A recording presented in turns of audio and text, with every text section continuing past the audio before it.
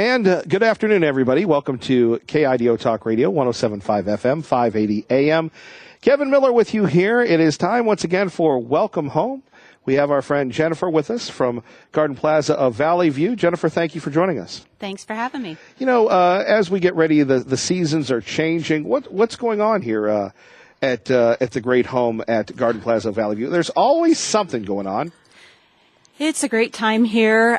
We've had a huge growth at the community. So above all, we have a lot of new residents that live here, which brings new activity, new food, new thoughts. So Sure. So we have a lot of activities going on here. And who is this young lady? this is my friend Joan. And Joan and I met a couple months ago, and she's moved here from her home in Kuna. Well, Joan, good to have you with us. Thank you. Good to be here. Tell us a little bit about yourself. Where you been? Okay. I've been in Kuna for the last 15 years approximately and intended to stay there the rest of my life. And life surprises us. And so in May, I lost my best friend in the world, my husband, Kelly, and didn't know how I was going to continue, and I was staying at home doing nothing, trying. I was really trying. I would get ready and go out, and then by the time I got to the front door, I'd turn around, go back, and not eat and not go out. And then one day, I took a drive, and I had heard the name Valley View, checked it out, met Jennifer, and it just looked like it could be a real answer for me. For one thing, I could eat because there was lots of food here, and Sure. there were lots of other people, and people are so important. So Jennifer took me under her wing and showed me around and convinced me they'd take good care of me if I came here, and I came here immediately, the 1st of July. And I love it. Well, what was it like? And we're sorry for your loss. What were you going through when you were home at your house by yourself, and you're trying to get up and hit the road and couldn't? Could you describe those feelings for us, please? Well, I've worked all my life, and I hadn't been retired very long. My husband was very sick. I took care of him on hospice at home. And so my time had been occupied, even though it wasn't a really great way. But then when I was alone and in Kuna, I have lots of friends over there. I didn't particularly want anybody to come see me because I wasn't my usual self. I didn't feel like I was my usual self. And so I didn't eat, I didn't sleep. I lost weight. I tried. I'd call my sister and tell her everything was okay, but it wasn't okay. And all of that has been provided here. Now, what did you do for a living since you didn't retire for a long time? Oh, my goodness. I've had an exciting life. I started out of school being a credit manager for various businesses, a meat packing company in California. And then that worked into, I took a better job at a food distribution company. They offered me I could buy into it, which I was just so fortunate because I did buy part of that, stayed with it, enjoyed that job for about 12 years and then sold it. We all sold it. And I was so tired from working 4 in the morning until 7 at night that I took a year off. 4 in the morning till 7 at night. Really, we all worked really hard at that distribution business, and I neglected a lot of things that I shouldn't have, but we all make the best choices we can as we're going along. And so I took a year off and worked on my real estate license, got my salesperson license, worked at real estate for a while, got my broker's license. Now, Joan, where was that? That was in California. California still, okay. Then my parents moved to Oregon. They were very sick, and I wanted to be near them. Actually, before that, I decided to try to balance my life a little bit with the real estate and so I decided at 40 years old to take flying lessons. Got my pilot's license. Wait a minute, you were taking flying lessons. I took flying lessons. When did you sleep?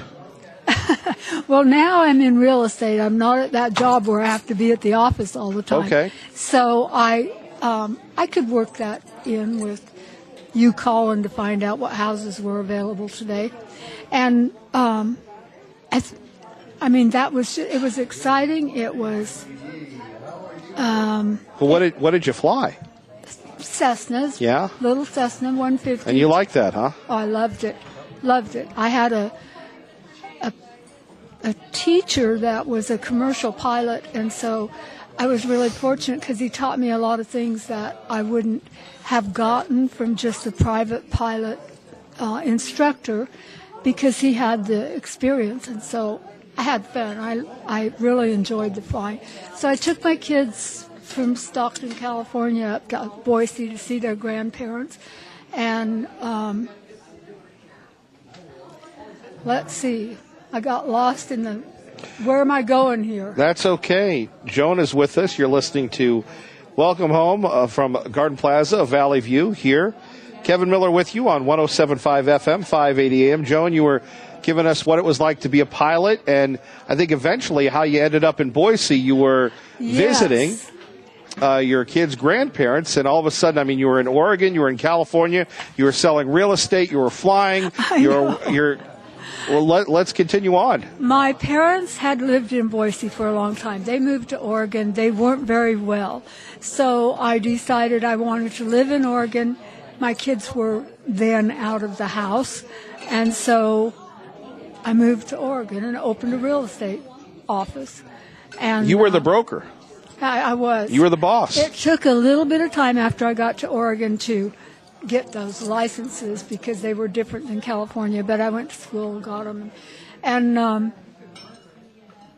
what was your husband doing while you were working all the time? Well, I hadn't met him until I opened my real estate office. And that's a really interesting thing, too, because I met him 25 years ago, and he came in my office and listed his property, and when I brought him the first full-price offer, he said, I didn't want to list my property. I just wanted to meet you. Now, wait a minute. Yeah, I know. That's a great, you've got to repeat that. So this gentleman comes in. He says he wants to sell his home. Property, and he's out, a ranch property. So you're doing your due diligence. Yes. And you get him an offer, and he says he didn't want to sell it. Exactly. Wow. You talk about meant to be. The offer had a trade in it that he nor I thought was probably a great idea. So I said to him, now you know you owe me a full commission because I brought you an offer. Which really wasn't true because he didn't accept the offer. But it was kind of fun. Right. Boy, what a magical... So then the last 25 years with him, we laughed a lot. Life has been good. We've had a lot of fun. And he's gone, and it's just really hard, but I'm doing a lot better here than I would be if I was sitting at home. Well, that was a tough decision, and we'll get to that, but did you know at the time that he was the one? Yes. I mean, I just was so attracted. We both were really attracted. He came in late in the day one day and said he wanted to sell his property. He sat down, and I did the paperwork, and I couldn't even look at him very long. You couldn't look at him. I had to look away because I was so attracted. I mean, it was just great. I can't imagine that. Sure. But I mean, I had made a lot of wrong decisions, tried a lot of things, and then the last 25 were fabulous. What's the key to success in life? Laugh a lot. Yeah. Pay attention to what decisions you're making. When you're young, well, when I was young, it was kind of whatever looked fun out there. I didn't think far enough ahead. it's okay because I apparently had somebody watching over me because I got through it. I'm still here. Life is good. But the key is change your mind. You can change your mind. Now, what You can about change your life. you're a very successful person. What's the key to success? Oh, dear. I mean, work you a lot of hours. Work a lot of hours. But huh? that's not the key because I would tell young people today, balance your life. Work hard at balancing your life. Pay attention to your kids. Pay attention to your husband. People are way more important than things. And I didn't appreciate the things I had. I once prayed, Lord, just give me one more $40,000 commission payment, and I promise that I won't just throw it all away. And he kept watching over me, even though I wasn't making very good decisions.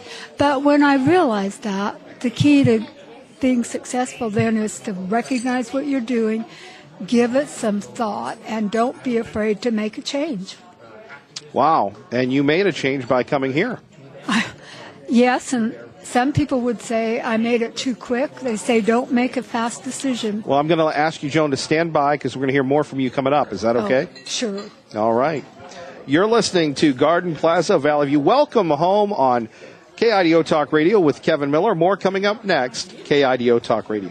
Good afternoon, everybody. Welcome back to Garden Plaza Valley View. Kevin Miller on 107.5 FM, 580 AM. We're talking to our friends Joan and Jennifer. And Jennifer, Joan was just telling us about, making the decision to come here and such. And everybody praises your skills in being their friend and helping them. Tell us what goes on in your mind. I know you're a little shy, but when someone reaches out, like our friend Joan or someone, you're saying she's not shy? I wouldn't consider her shy. All right, Joan, you're the truth detector here. So, Jennifer, when someone reaches out and seeks your help.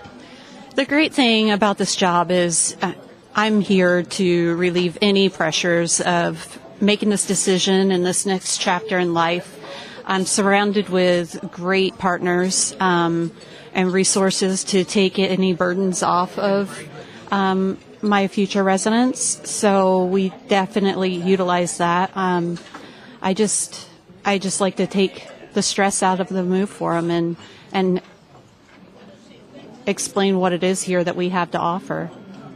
How important is it to make sure that you're representing everything, because people can get confused.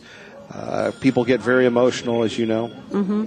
And there's family dynamics. Just when you think that you have seen everything in this industry, a new family comes along, and there's a whole another set of hurdles. Indeed. So, Joan, back to you. Yes. So life's all about decisions. What brought you to Idaho? Well, then my father's health went really bad after I got to Oregon, and he passed away. And then Mom wanted to come back to Boise. And I kind of missed Boise, and my laughing husband, my husband who I laughed with so much, was game. He was ready to make a change. So we brought Mom back, moved her back, and we found jobs here and have enjoyed the last time we've been in Boise, in Kuna. Sure. And then Kuna. Why Kuna? Because I could afford a home there. It's always a good reason. Yeah. And so you bought a home in Kuna, and then what did you do for work? I worked as assistant. I'm trying to think of the right word. I was assistant business manager at Boise Rescue Mission, and I loved that job. I worked a little while before that at CenturyLink, when it was CenturyLink, but I kind of skip over that because that wasn't terribly rewarding. And so anyway, I worked at Boise Rescue Mission. Loved that. The people were fabulous. However, then I got sick in 2011 and had to quit my job, retire, Spent a lot of time in the hospital. People didn't think I was going to make it, and I did. It was a hard recovery because all my friends were at work. I was used to working. I was used to pushing really hard. I was used to dressing up every day, and all of a sudden I had no reason to do any of that. But we bought the house. There was a lot of work to do on that. That was a lot of fun, fixing that place up.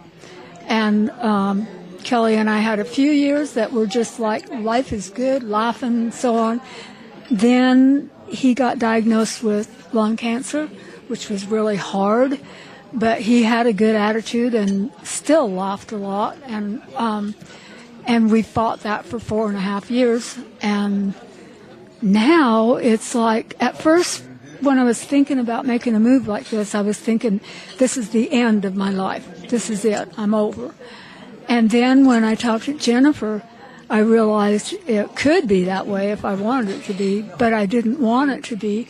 And it doesn't have to be. This is a whole new thing. It's almost like having a baby. It's a whole new thing. And I can be sad sometimes because I remember the good times and I miss Kelly, but I can also be happy that we spent 4.5 years talking about the fun we'd had. And well, you know, the rescue mission's having their big 60th anniversary next month at Jump. 60 years of the Boise Rescue Mission. Yes. They were doing a lot of good work there. What did you enjoy about working at the rescue mission? The people that work there, that I worked with, are all caring, and they're all trying to help people no matter what. And, you know, Bill Roscoe is just amazing. He cares about people, and he's still there. He is. He is. I just had lunch with him yesterday. Oh, did you? Mm-hmm. I did. Well, I wish I could have told you to tell him hello for me. I will. We had him on the radio during the morning show this week, promoting the big event coming up in October, the 60th anniversary of the rescue mission. And one of the great benefits of the rescue mission is the Thanksgiving and Christmas banquets. I know. Can you talk a little bit about that and what it meant to you to be a staff member to feed the folks that didn't have anything and to make sure those kids had toys? Well, you know, I had a job there. I was assistant business manager. And so I didn't actually get to go serve food. Right. Or I met a lot of the people that came to those Now, things. did you work with Gene or Jason or? With Gene and Jason and Betsy. Mm-hmm. I know them all, yeah. Yeah. But so, again, balancing the books and making sure you had enough resources and materials, that's quite a responsibility. Yes. Yes, it was, but it was challenging, and I had great people that were helping me. I mean, Betsy was the business manager, and she is still the business manager, and she's did a great job, helped me. Everybody has helped me along the line, just like Jennifer has helped me now. So what's life like here at Garden Plaza? It's really fun. I don't mean that I party all day long. I don't mean that. Well, what do you mean you party all day long? Well, I don't. Okay. Don't. But, oh my gosh, you know, they do even have happy hour. Really? Yeah. Anyway, it's just a calm place to be. You know that you don't have to worry about dinner because dinner's going to be there. You know you don't have to. Friends, people, everybody are friendly. Some of us occasionally have kind of a frown on our face. Those people with the frowns on their faces aren't unhappy. They are thinking about something. If you ask them, they'll tell you. I met a man who used to sing at the Grand Ole Opry. I was out in the middle of the front entry playing the piano, and he came up and said, I used to sing at the Grand Ole Opry. And I said, well, let's sing. So he sang one song that I played. And, you know, there's no reason to life is what you make it. I don't care where you are. Well, there you have it, Joan. Anything else you'd like to say to people listening right now on 107.5 FM and 580 AM about life? Maybe they are like you at home and wondering whether or not it's time for them to visit here. Yes, and, you know, those are very hard decisions. I kind of don't know how to say it. I do know how. Don't wait. Don't agonize. Not making a decision is way harder than making a decision. And once you do that, then you can move on. And I'm sure that there are people out there today that would be so much happier here. But in our culture, it's a big deal to stay at home until you die. And that's not necessarily the best thing to do because your life is not as happy and fulfilled as it can be. Your thoughts, Jennifer? Okay. Joan, thank you very much. Appreciate you. Thank you. You stay out of trouble. I try. All right. And thank you so much for all the wonderful work you've done with the Boise Rescue Mission. It's a project and a charity so near and dear to all of our hearts. So thank you. Thank you. All right. You are listening to Garden Plaza of Valley View. Kevin Miller with you here. Weekly, we take a look at life here at Garden Plaza of Valley View. If you want more information, you can go to our website at KIDOTalkRadio.com. Good afternoon, everybody. Welcome back to Welcome Home of Garden Plaza of Valley View. Joining us now from the Alzheimer's Association, Lindsay Malloy. Lindsay, good to have you with us. It's good to be back. You know, here we are. Usually we have you on one of our KIDO Talk radio shows, but here we are at Garden Plaza Valley View. What type of work do you do with these guys? So we've partnered with them a number of ways over the years. They've been a great supporter of our upcoming Walk to End Alzheimer's. They've had a team a number of years, brought folks out to help raise awareness for the resources that we offer as an organization and helped raise some funds in the fight against Alzheimer's. And that is so important. So, you know, obviously people are very concerned about their relatives getting Alzheimer's. How do you work with these guys here? And that is such a delicate topic. It is a really delicate topic. You know, we make sure that they have the resources on hand that they need so that if they have someone that has questions, they can utilize us as a partner to get those people the information that they need, whether that be our 24/7 helpline or hosting one of our Know the 10 Signs of Alzheimer's classes here at their location. There's a number of ways that we can work together to get their families the information they need if they are facing Alzheimer's or have questions about it. Sure. And when we take a look at, you know, for people listening right now, the 10 signs of Alzheimer's, what are they?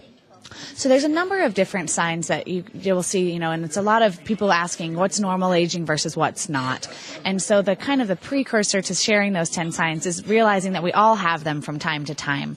But when you start to see 3 or 4 of them cropping up consistently and they're interfering with daily life, that's when it's really something to worry.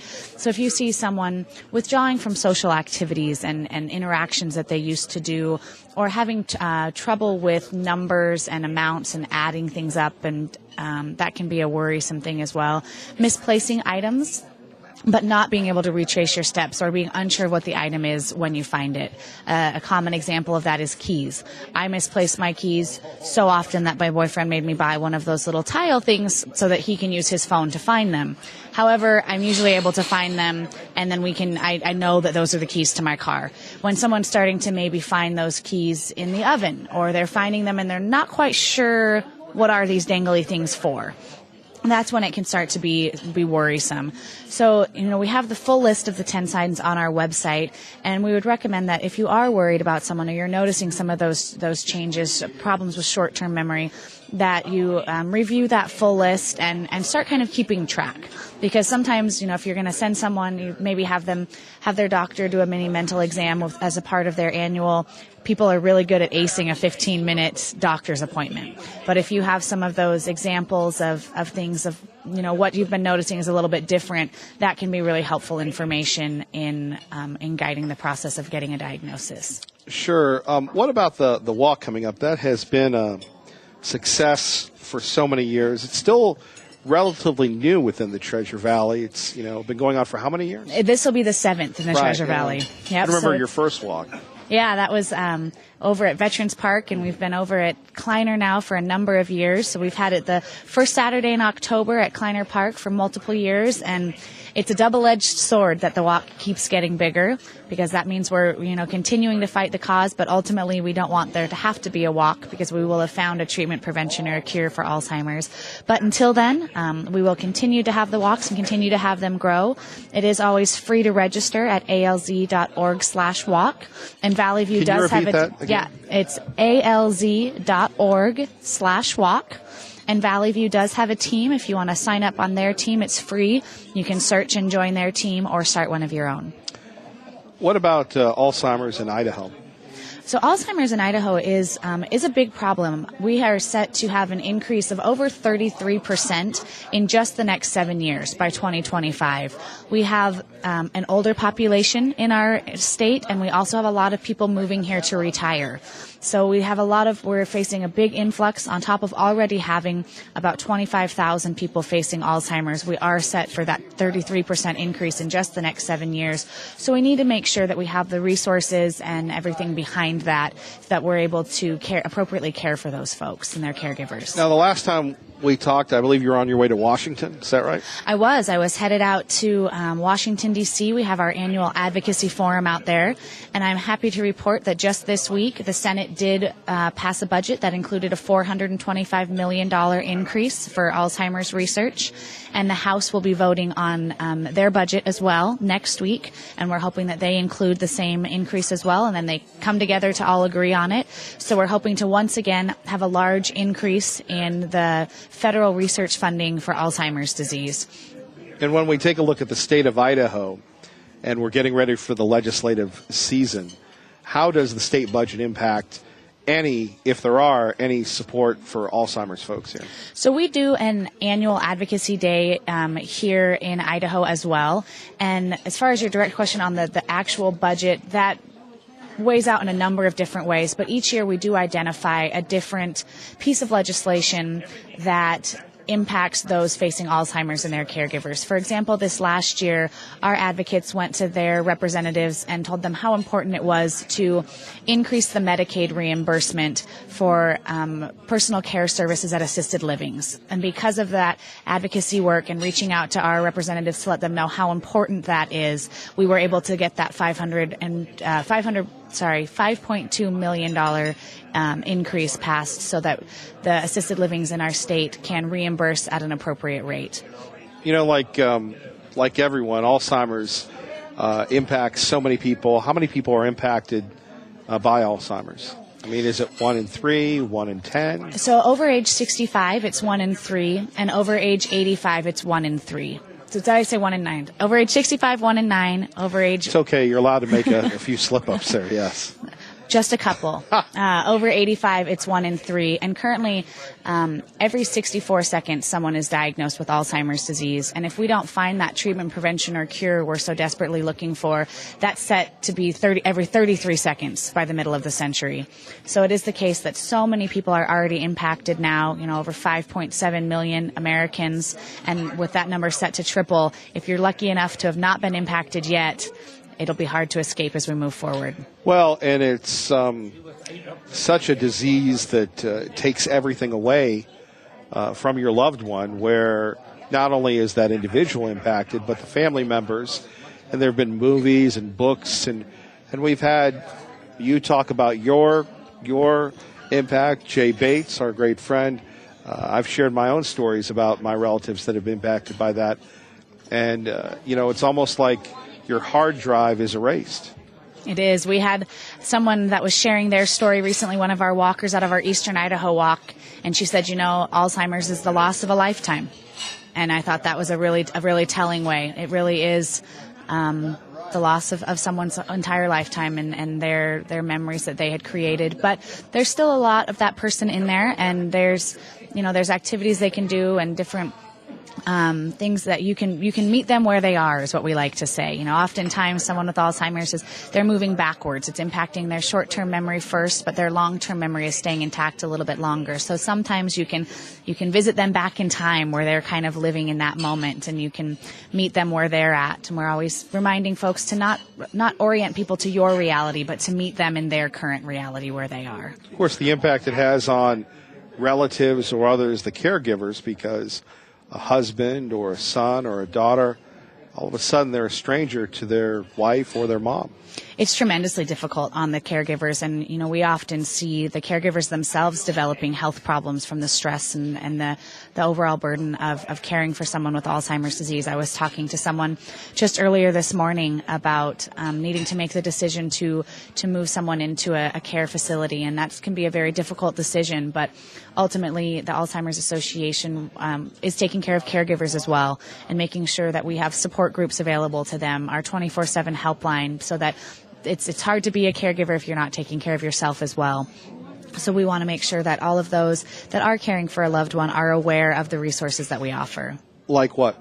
So we have a number of support groups, in-person support groups throughout the Treasure Valley that meet throughout different areas and at different times of day. We have a 24/7 helpline that anyone can call day or night for free counseling, legal and financial advice, explanations of different behaviors and levels of the disease, and different explanations of levels of care that they can get. And then we also offer memory cafes, a purely social time where folks with the disease and their caregivers can meet at, we have them at the Meridian and the Eagle Libraries once a month, where everyone there is aware that there'll be folks with Alzheimer's there, and that there might be some behaviors, and that's just fine. And it's a time where they can interact without the heaviness of a support group and really get some nice social interaction and time. And then we do offer education classes. We have one scheduled every month at St. Al's. And we'll find out more about that in a minute. You're listening to 107.5 FM, 580 AM KIDO Talk Radio. And good afternoon. Welcome to Welcome Home from Garden Plaza of Valley View. Kevin Miller with you. Hope you're enjoying your wonderful Saturday. Lindsay Malloy joining us from the Alzheimer's Association. Lindsay, we take a look at these walks. What do they really accomplish? You had one in eastern Idaho. You've got Twin Falls this weekend. The Treasure Valley one coming up. What does it accomplish? The walks are really twofold importance for us. They help to raise awareness within our communities that there is an Alzheimer's Association here, that there are resources that we offer to help folks going through this difficult journey, and that we're here to help them. And then it also helps raise crucial funds for us to be continuing to offer those resources free of cost to the community. So it really is, again, that twofold of raising funds and awareness in the fight against Alzheimer's. Indeed, of course, that is very, very important. And when we take a look at the money, where does the money go that's raised with these walks?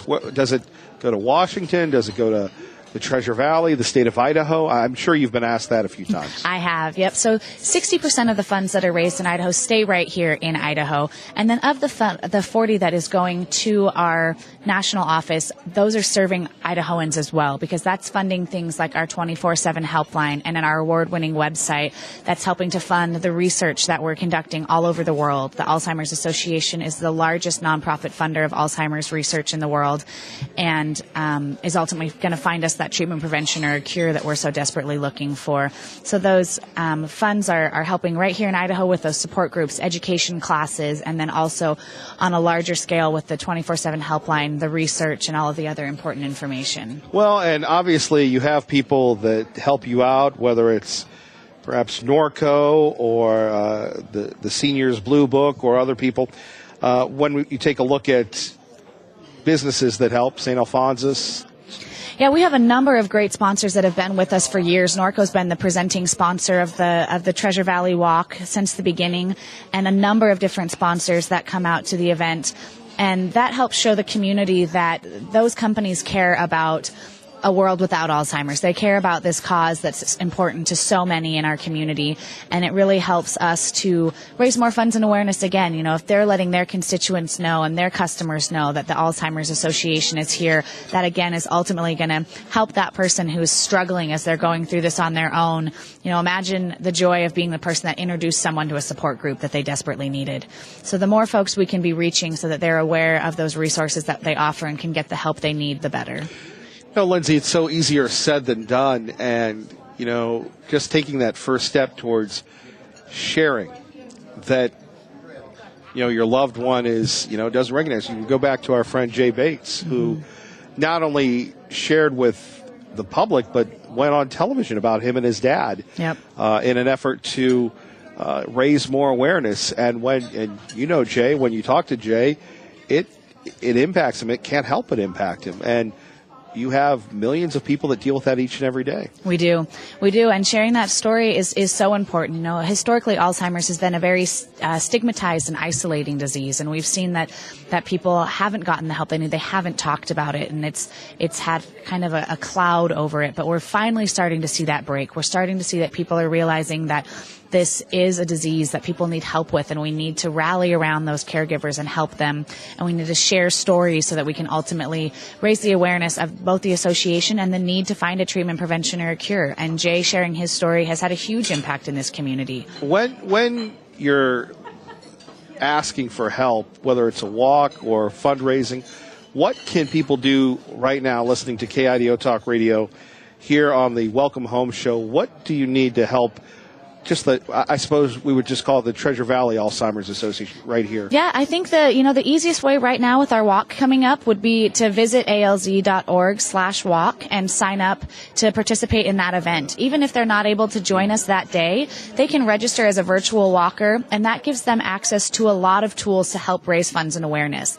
We've partnered with Facebook to be able to do Facebook fundraisers that will benefit the Walk to End Alzheimer's, and anytime they're posting that on their social media, they're helping, again, for that two-sided coin of helping to raise awareness and helping to raise funds. Lindsay, can we talk a little bit about courage?